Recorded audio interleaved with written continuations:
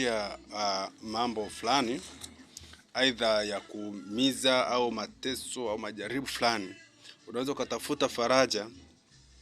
Yaani ukinyamaza, ukafikiri labda ukinyamaza ndio utapata faraja, ikawa sio kweli. Ukafikiri ukisema sana itakuwa ndio utapata faraja, ikasema sio kweli. Ukasema uambie watu mambo yako, labda wakasema utapata faraja, lakini sio kweli. Yaani kile unachokifanya wakati jambo unapolipitia maumivu fulani au majaribu fulani unapolipitia katika maisha yako, unaweza ukajitangaza na ukawaambia watu kwa aina mbalimbali, ukasema labda kuna mchungaji mmoja, labda kuna mzee mmoja, labda kuna baba huyu, labda kuna, ukatafuta watu wenye hekima duniani karibia, ukawamaliza wote.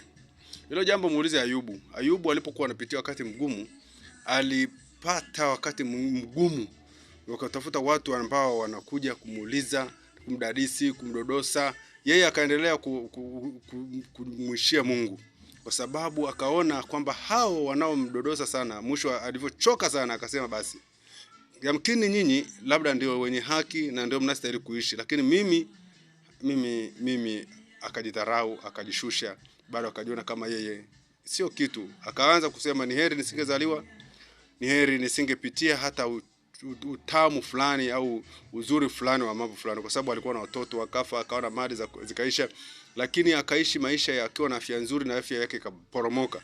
Kwa hiyo inawezekana kuna kipindi fulani unaweza ukapitia ukafikiri kwamba labda kuna mtu atakupa faraja, kumbe hicho ni ndio chanda cha Mungu ambacho lazima kama ni kikombe lazima ukinywe. Kwa hiyo ndugu zangu wapendwa, ukamuona mtu anapitia wakati mgumu, muombe. Ukaona mtu anapitia wakati mgumu, wala ukafikiri kwamba labda kwa kumdodosa yale akueleze mambo yake ndani sana moyoni mwake, labda utamsaidia. Hiyo kama ni la Mungu ameliweka hapo apitie, kwambia hutaweza kumsaidia chochote.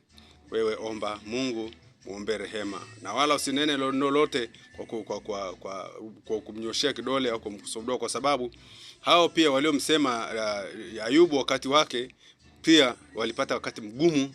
Mwisho wa siku ikaonekana kwamba wana makosa na wakaambiwa warudi wakatubu kwake, mwisho wa majibu ya Ayubu kujibiwa. Kwa hiyo nataka nikwambie kwamba kuna wakati tunapitia na kuna wakati ambapo unapitia mambo magumu, lakini Yesu mwenyewe alipokuwa mahali fulani akafika mahali akasema ikikupendeza Mungu kikombe hiki kikuepuka, kwa sababu hata wanafunzi wake hakuelewa wakati anaopitia, japokuwa alikuwa naye. Ndio maana kwamba tukafanya ni maombi, tukakeshe, wao wanauchapa usingizi, wao wanaendelea tu kuenjoy mambo fulani. Kwa hiyo nataka nikwambie ndugu zangu, kuna wakati tunapitia ambao lazima uambatanishwe na Mungu, lazima ujambatanishe na Mungu, lazima umsogelee Mungu.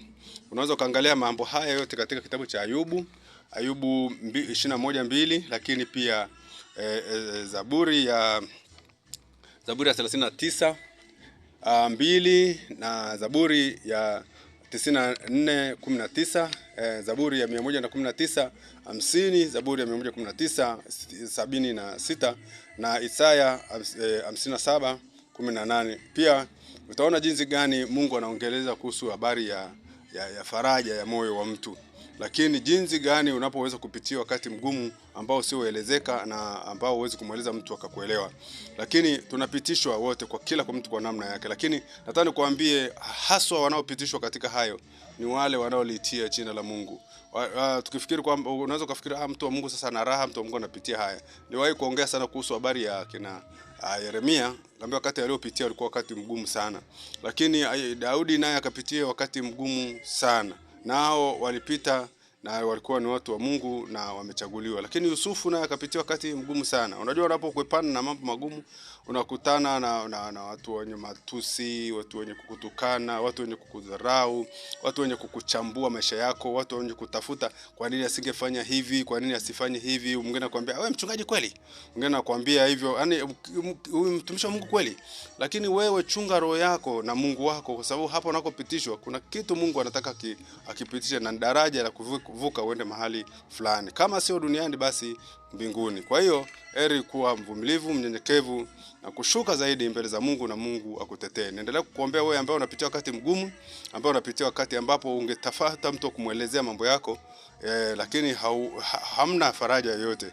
Basi Mungu wa mbinguni, Baba, ninakusihi, ninajua wakati upo wa mambo mazuri, lakini pia wakati wa faraja, lakini wakati pia wa kuhuzunishwa na kutaabishwa moyo. Mungu wa rehema, ninajua katika familia mbalimbali wewe ndio una majibu ya baba huyu, mama huyu na kijana hawa na mabinti hawa ambao wanahitaji, wengine katika masomo, wengine wanahitaji wachumba, wengine wanahitaji ndoa zao ziimarike, wengine wanahitaji wapate faraja katika familia zao, watoto wao, wengine wazazi wao, lakini wanapitia wakati ambapo lazima wahakikishe na wathibitishe kwamba Mungu wewe ndio unaye maamuzi yote ndani ya nafsi ya mtu. Basi ninaomba rehema zako zisiwapite, lakini watu hawa wasipitishwe katika kipimo kilichopita uwezo wao, maana ninajua katika maumivu, Mungu wa mbinguni, sisi ni wanadamu, hatuwezi kuvumilia sana. Wewe ndio unayejua, mioyo yetu ni dhaifu.